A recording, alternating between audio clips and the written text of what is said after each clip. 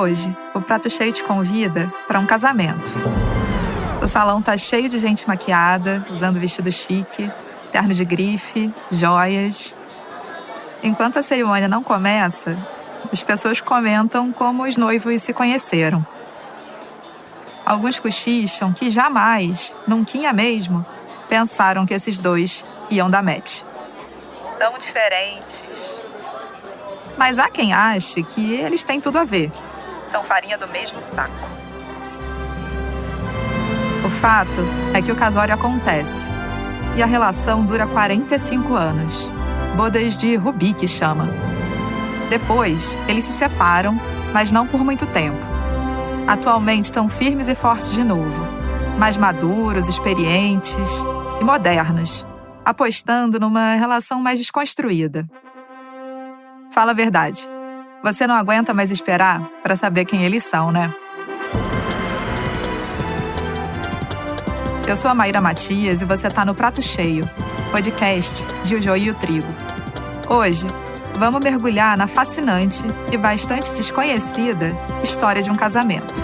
A relação íntima entre empresas de cigarro e fabricantes de ultraprocessados.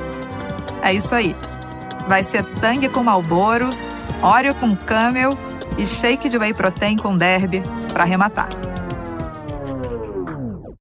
Você sabia que o Joio é o único veículo brasileiro que tem uma editoria todinha dedicada a cobrir a indústria do fumo? Na verdade, não são muitos sites no mundo com esse foco.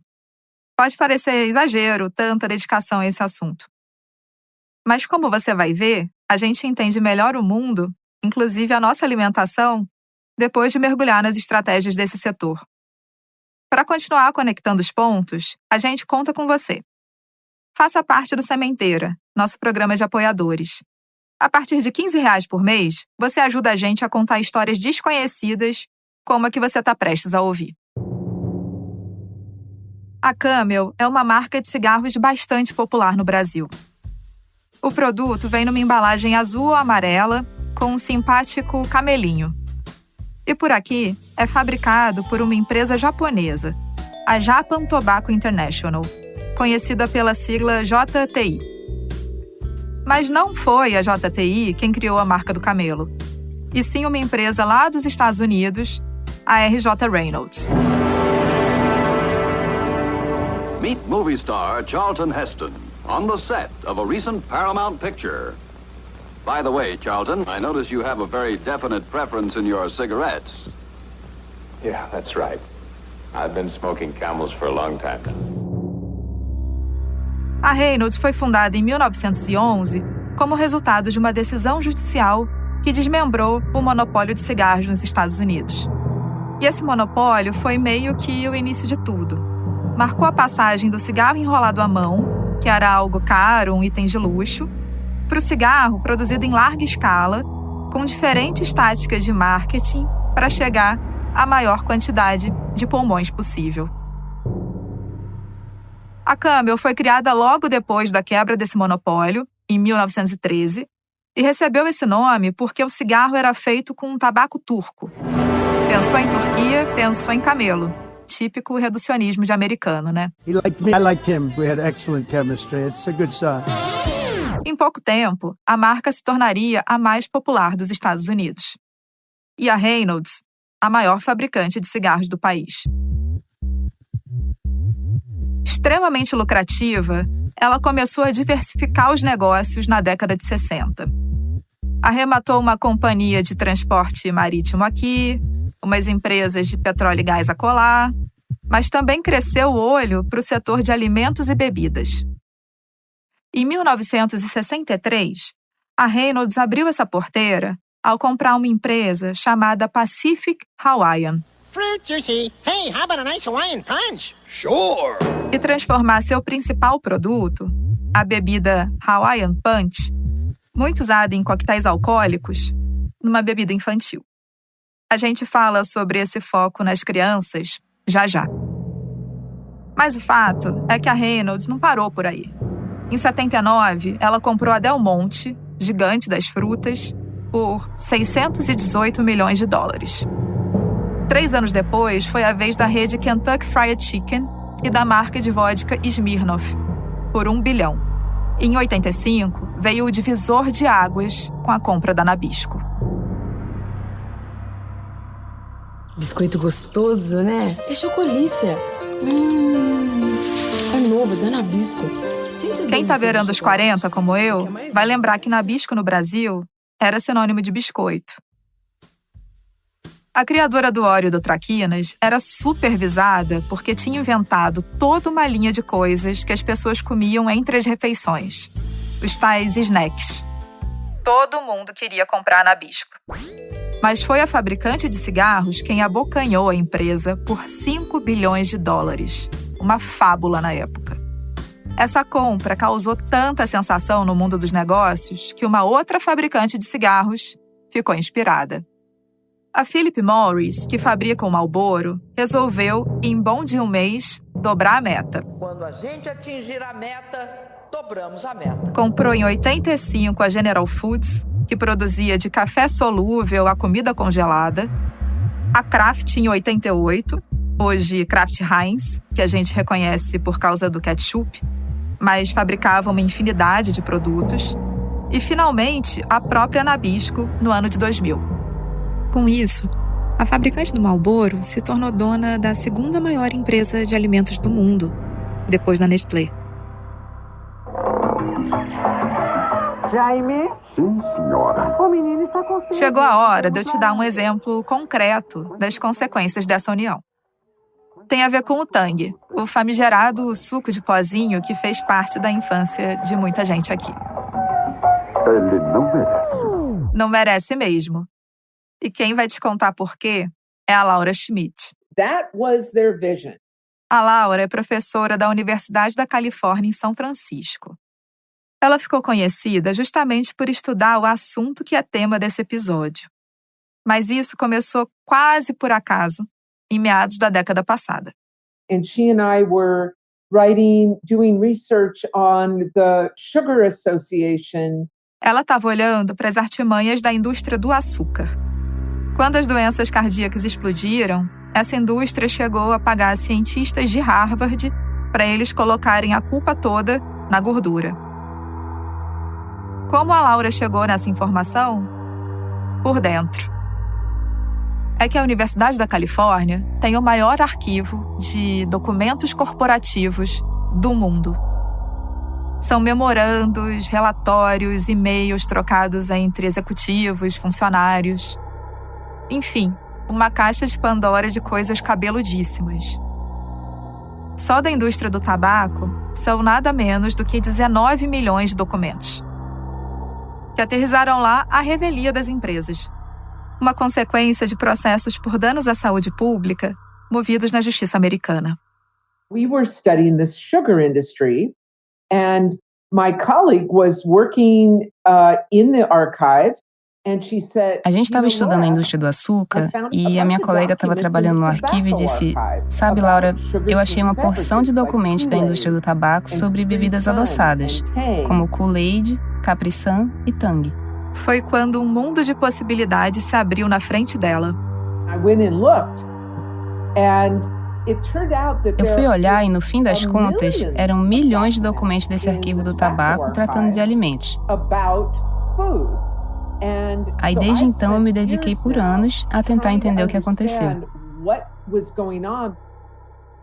Por exemplo, em relação ao marketing direcionado a crianças. E aqui entra o Tang. Quero mais! O produto foi criado pela General Foods no fim da década de 50 para ser um substituto barato do suco de laranja no café da manhã. E fez algum sucesso nos Estados Unidos, principalmente porque os astronautas levaram o pozinho em algumas viagens espaciais. Quando a Philip Morris comprou a General Foods, nos anos 80, ela herdou o Tang junto. Só que o produto tinha virado coisa do passado. Então, o pessoal do fumo resolveu reposicionar o Tang.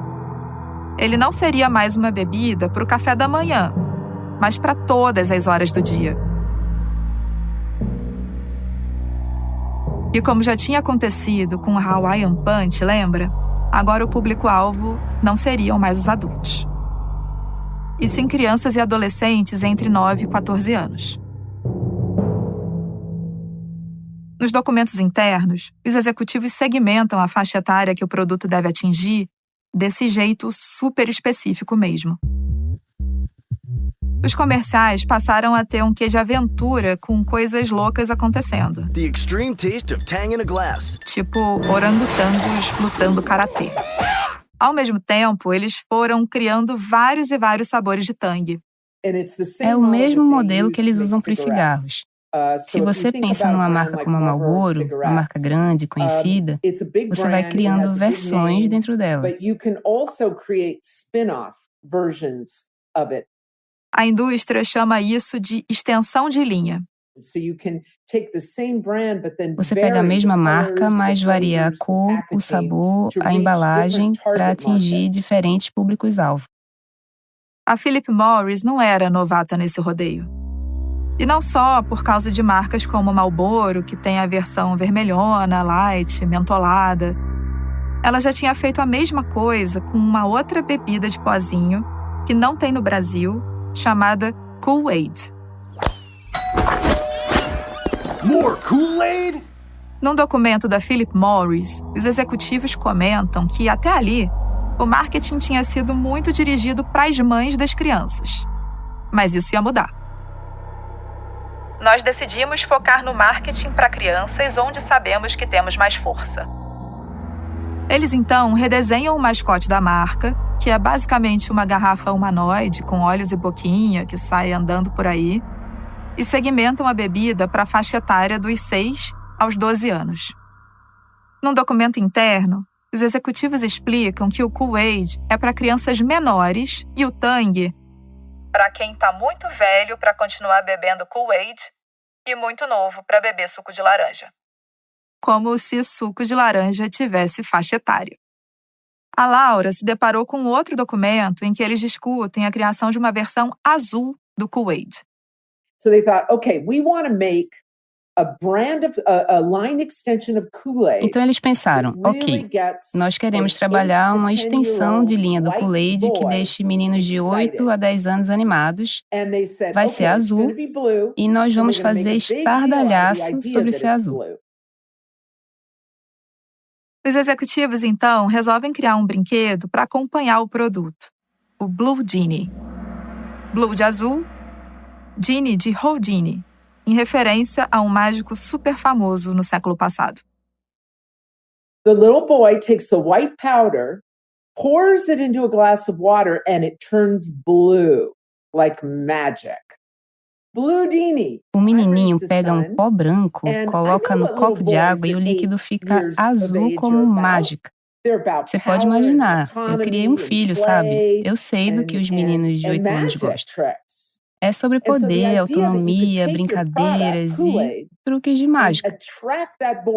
Então a ideia de que você pega o seu produto, Kool-Aid, e atrai essa criança de um jeito muito único é muito traiçoeira. E é fruto de pesquisas com o público consumidor infantil extremamente sofisticadas. Conhecer um produto ainda criança pode moldar o seu gosto pelo resto da vida. Os executivos do fumo sabem muito bem disso. O próprio camelinho da Camel já foi um mascote super controverso, o Joe Camel. Ele era todo musculoso, às vezes aparecia como se fosse um espião, tipo 007, outras vezes como se fosse motoqueiro, sempre com um cigarrinho na boca. Um personagem pensado para atingir crianças e adolescentes. No próximo bloco, a gente chega à crise do casamento entre tabaco e alimentos. Quem vai ajudar a espiar pelo buraco da fechadura é um jornalista que passou anos entrevistando os principais executivos das duas indústrias.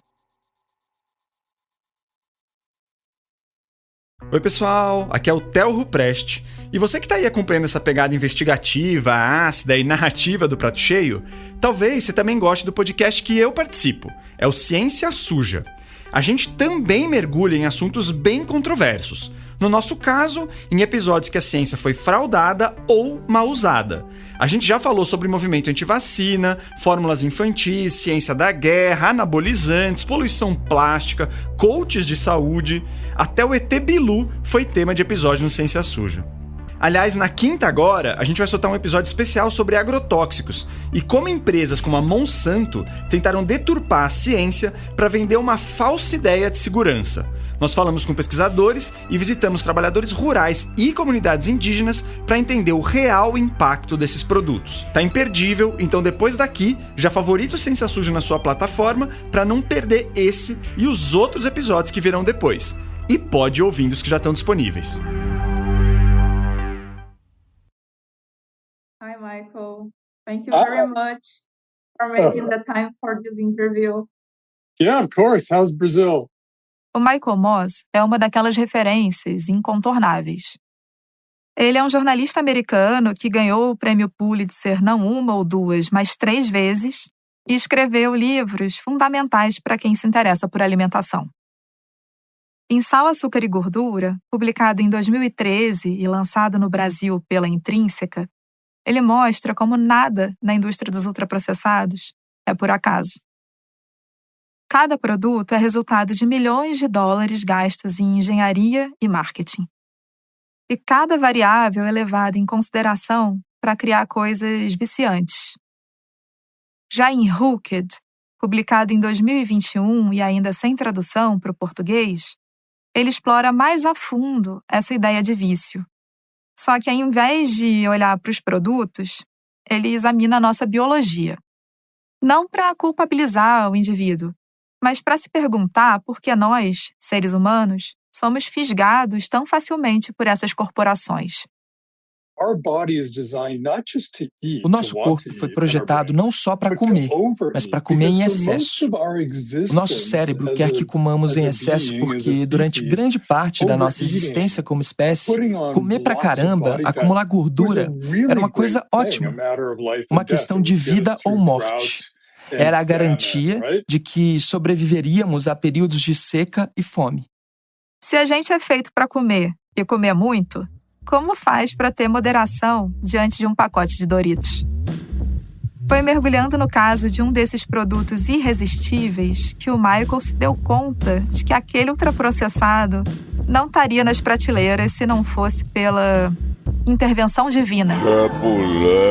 Não. Se não fosse pela indústria do cigarro mesmo. No caso, a toda poderosa Philip Morris. Bob Drain estava ocupado no trabalho quando um dia seus chefes vieram com um pedido. Bob, a gente tem um problema e quer que você resolva. O Bob Drain, que o Michael entrevistou para o primeiro livro dele, era um camarada inteligente que trabalhava para uma empresa do conglomerado Kraft, a Oscar Mayer. Ela era especializada em embutidos e estava passando por uma crise. Os chefes do Bob queriam que ele desse um jeito de vender mais mortadela numa época em que as pessoas começavam a preferir coisas supostamente mais saudáveis, tipo embutido de peito de peru. Então Bob montou um time e depois de uma semana ou 2, eles inventaram uma coisa incrível chamada Lunchables. O Lunchables é um produto que, para nossa sorte, não chegou no Brasil.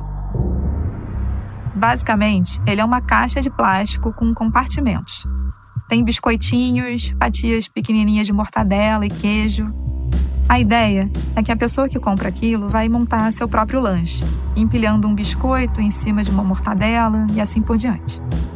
Tipo aquelas torres com peças de madeira que criança pequena monta. Não à toa, o nome do time que desenvolveu o produto era Montessori School, Escola Montessoriana.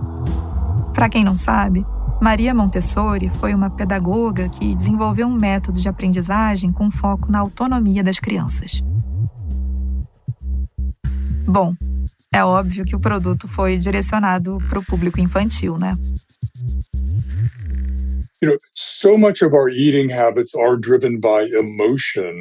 Boa parte dos nossos hábitos alimentares se constrói com base em emoções. Imagina o que é para uma criança abrir a lancheira e tirar de lá esse produto amarelo que quase parece um presente dos pais. Apesar de ser um sucesso de vendas, o produto tinha desafios na linha de montagem, porque você tinha que cortar fatias pequenas de cada coisa, em diferentes formatos, colocar tudo numa caixinha Então, não dava lucro. O pessoal da Kraft queria encerrar a fabricação. Mas a Kraft tinha sido comprada por quem mesmo? Então, Bob pulou num avião para Nova York. No aeroporto de LaGuardia, ele subiu num helicóptero e voou até esse arranha-céu, no meio de Manhattan, bem perto da Grand Central Station, que na época era a sede da Philip Morris, a grande chefona. Numa sala de reunião, o Bob apresentou a situação para os executivos de cigarros. Eles riram da cara dele. Eles viraram para o Bob e meio que começaram a rir e dizer algo como: Bob, qual é o seu problema, amigo? Assim, você já fez a maior parte do trabalho. Você inventou um produto que as pessoas provavelmente sabem que não deveriam amar, mas não conseguem resistir. E eles disseram para ele basicamente: toma esse cheque em branco, vai lá e manda ver. Com o dinheiro liberado pela Philip Morris, os problemas na linha de montagem foram resolvidos. E o produto virou uma marca bilionária.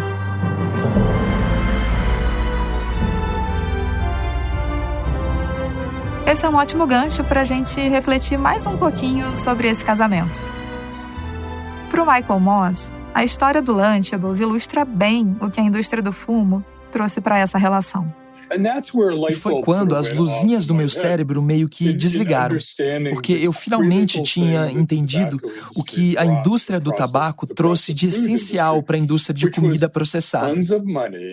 Toneladas de dinheiro, para desenvolver e promover produtos que, de outra forma, talvez nem chegassem até nós, mas chegaram e mudaram drasticamente nossos hábitos alimentares, como mostra o caso do Lunchables. Junto com o dinheiro veio uma certa autoconfiança arrogante. A certeza de que você pode tudo.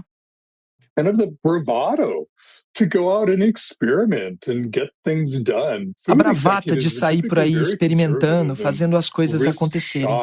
Tipicamente, os executivos da indústria de alimentos eram muito conservadores e avessos a riscos. Já os caras do tabaco eram cheios de si, confiantes. E essa combinação entre dinheiro e bravata elevou a indústria de comida processada a novas alturas ao longo das décadas de 80 e 90, até os anos 2000, de um jeito que eu não acredito que teria sido possível sem a influência do tabaco. Mas e o contrário? O que o setor de alimentos e bebidas tinha de atraente para o pessoal do fumo?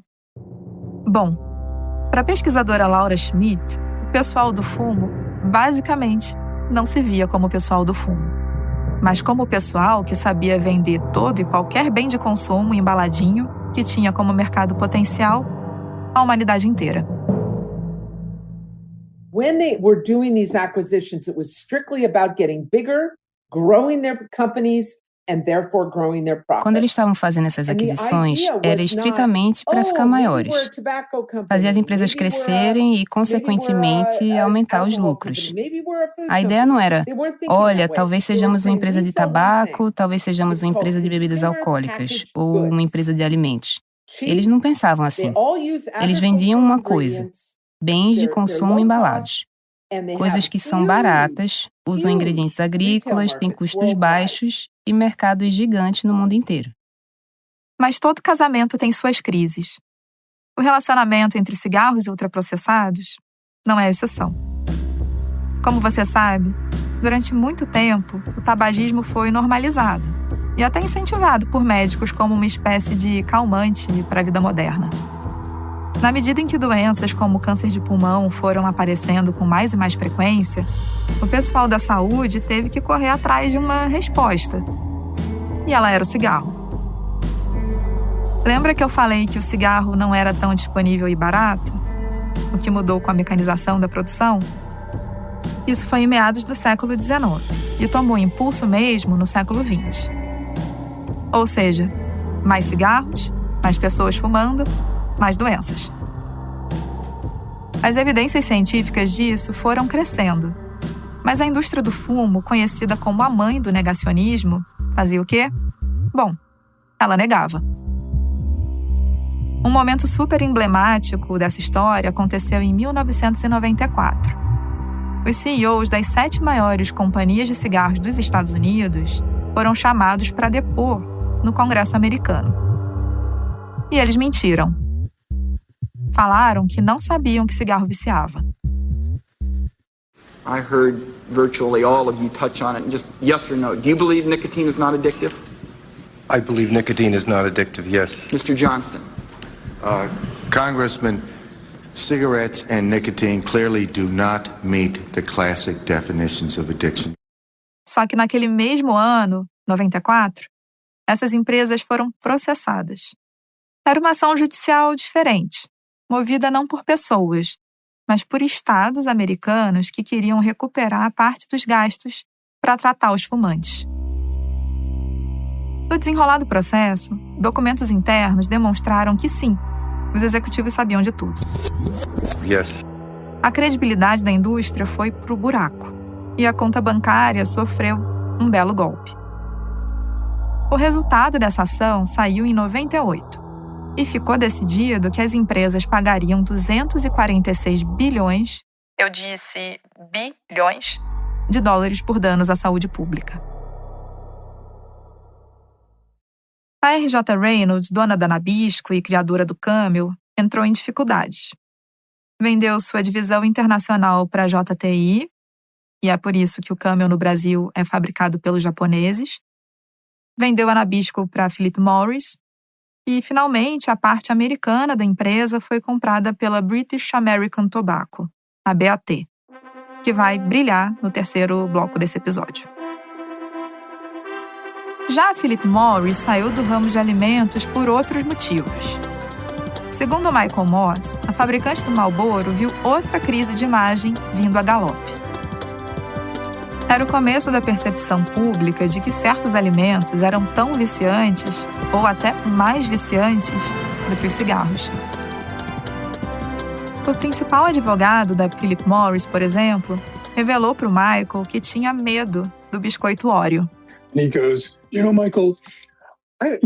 E ele contou, sabe, Michael, eu era uma dessas pessoas que podia fumar um cigarro por dia, o que tipicamente eu fazia durante uma reunião na Philip Morris. Só para você saber, incentivar o fumo no ambiente de trabalho era uma prática comum das fabricantes de cigarros. E depois eu podia colocar o maço de lado e não pensar em fumar outro cigarro por mais 1 ou 2 dias. Mas eu não podia chegar perto de um pacote de biscoito Oreo, com medo de perder o controle e comer metade numa sentada. Losing control and eating half the bag in one sitting. I mean, that's one of those. Esse é um daqueles momentos deliciosos para o jornalista, porque mostra que, lá no fundo, esses executivos entendiam o poder que os seus produtos tinham sobre as pessoas, levando elas a fazer coisas que não queriam fazer. Num nível menos anedótico e mais institucional, o próprio CEO da Philip Morris queria um freio de arrumação no portfólio de alimentos para tentar blindar a empresa.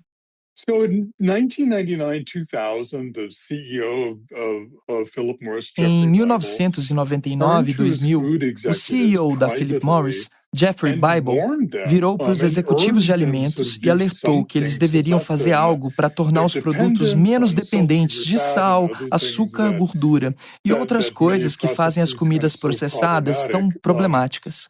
Alertando que eles estavam indo pelo mesmo caminho, que eles iam ter problemas do mesmo jeito que o tabaco estava tendo pela relação entre fumo e câncer de pulmão.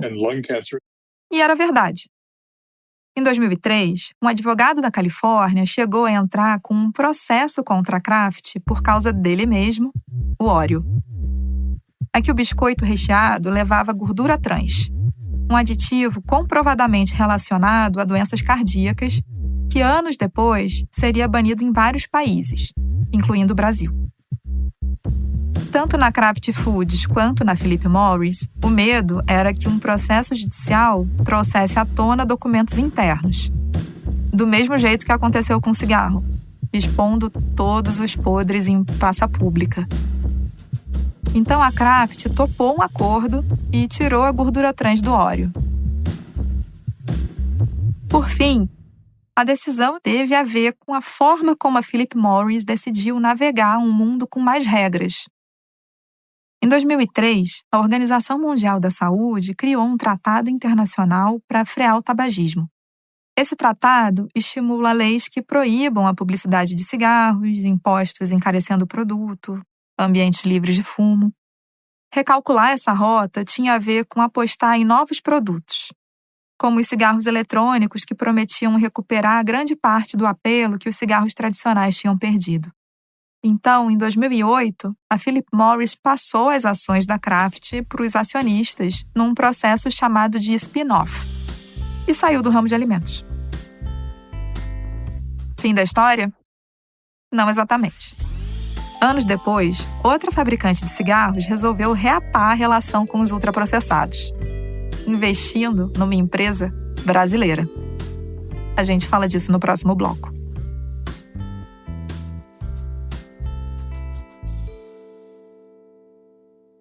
O Joio e o Prato Cheio são mantidos com o apoio de organizações da sociedade que atuam na promoção da alimentação adequada e saudável. Oak Foundation, Fundação Ford, ACT Promoção da Saúde, Instituto Ibirapitanga, Pórticos e Fundação Heinrich Böll são apoiadores regulares dos nossos projetos.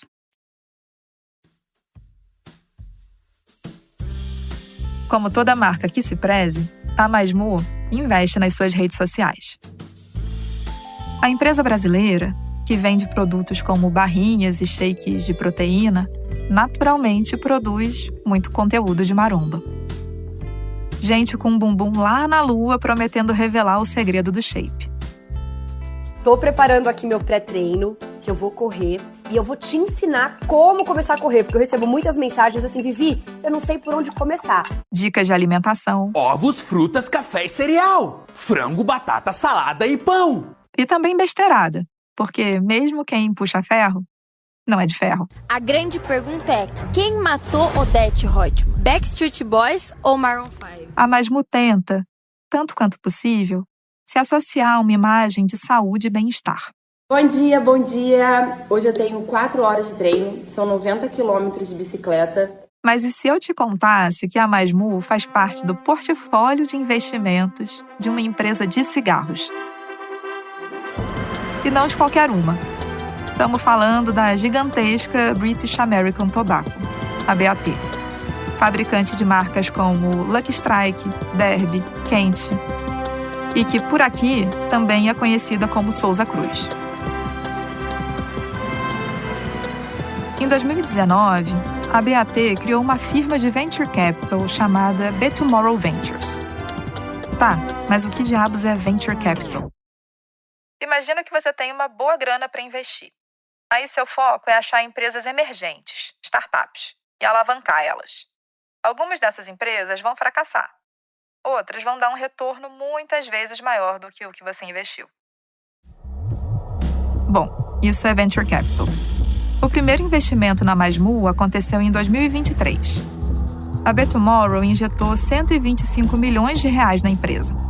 Em 2025, teve uma segunda rodada de 25 milhões de reais. Se você está se perguntando o que uma gigante dos cigarros viu numa empresa brasileira de snacks, bebidas e suplementos, eu te digo que foi essa pulga atrás da orelha que me animou a fazer esse episódio. Os nossos entrevistados que não sabiam da movimentação da BAT também ficaram fascinados. Well, it's so interesting, and I think it's so clever on their part because. Bom, isso é tão interessante e eu acho esperto da parte deles porque coisas como suplementos, vitaminas e minerais que você compra separadamente e, entre aspas, são versões mais saudáveis de comidas processadas, os tais produtos de wellness que prometem consertar magicamente qualquer problema que você tenha por comer comida processada demais. É um mercado tão grande que está bombando agora.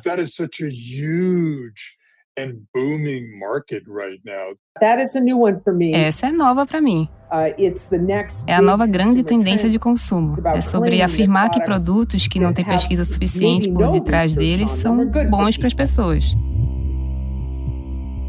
A BTomorrow investe em mais de 20 empresas parecidas com a Masmu. Tem uma canadense chamada Awake que fabrica snacks funcionais com cafeína. Uma estadunidense chamada More Labs, que vende shots funcionais que prometem dar foco. Outra chamada True, que vende drinks borbulhantes que acenam com a promessa de dar um glow na pele ou melhorar a sua microbiota. O portfólio tem coisas mais sérias também, como uma empresa de estudos clínicos chamada Hesperus, que domina a tecnologia Human Ownership, que evita testes de medicamentos em animais, por exemplo. E outra que promete ser uma alternativa para o petróleo com uma tecnologia que usa biomassa. Enfim, deu para entender. Como você viu no bloco anterior, lá pela década de 90, a coisa ficou feia para a galera do cigarro. A BAT, que é britânica, não foi afetada diretamente pelos processos judiciais que rolaram nos Estados Unidos. Mas a onda regulatória derivada disso impactou os negócios. Arranhou a imagem. Era preciso achar uma outra narrativa. B2Tomorrow, o nome da empresa de Venture Capital, quer dizer Better Tomorrow. Um amanhã melhor. BTB stands for change. We are trying to achieve a better tomorrow vision. Esse termo que a BAT literalmente comprou, é uma trademark, passou a ser a missão da empresa. Mas como a fabricante de um produto que adoece e mata quem consome, constrói um futuro melhor? Bom, essa resposta eu deixo com você. O que eu posso te dizer é que a BAT performa esse tal amanhã melhor, apostando firme no mercado wellness. Eu vivia muito... Sempre gostei de esporte, principalmente academia, enfim. Estudava, academia. Esse é o Antônio Neto, um dos fundadores da Mais Mu. Ele abriu a empresa quando ainda estava na faculdade, com 20 e poucos anos. Nessa entrevista para o podcast Café com Sal, ele está falando da inspiração dele para empreender, que vem da época em que ele fez intercâmbio na Califórnia. E lá é isso, né? Suplementos são vistos de uma maneira um pouco diferente e principalmente são disponibilizados de uma maneira muito diferente. Então eu encontrava na lanchonete da faculdade, eu encontrava no Walgreens, né, CVS, encontrava no supermercado Target. A ideia de que os suplementos deveriam sair da lojinha especializada e ganhar o mundo foi o que impulsionou a criação da Mais Mu em 2014. E provavelmente foi o que tornou o investimento tão atraente para a BAT. Uma matéria do site startups.com, que entrevista outro fundador da Mais Mu, traz a informação de que os produtos da marca seriam levados aos mais de 140 mil pontos de venda que a BAT tem no Brasil. Pontos de venda de cigarro. Não é difícil achar as barrinhas de proteína da Mais Mu posicionadas pertinho de displays de marcas como Downhill. Da próxima vez que você for numa loja de conveniência, repara só. Próximos passos que você pode mencionar em relação a Mais Mu. Para onde vai? Para onde vai? Cara, a gente teve um investimento recente de fora, né? Então, sim, a gente tem um plano de com o tempo, internacionalizar um pouco mais a marca em alguns países, pelo menos como teste. Hoje a gente já faz uma distribuição internacional, mas a gente não considera uma internacionalização da marca. Então, isso é uma coisa que a gente deve fazer alguns testes, né? É uma coisa importante que nossos investidores também estão demandando. Percebe que ele não revela quem é o investidor estrangeiro. Isso não acontece nessa entrevista, nem em outras que eu assisti. Não que o investimento seja um segredo. A Mais Mu está listadinha no site da B2Tomorrow.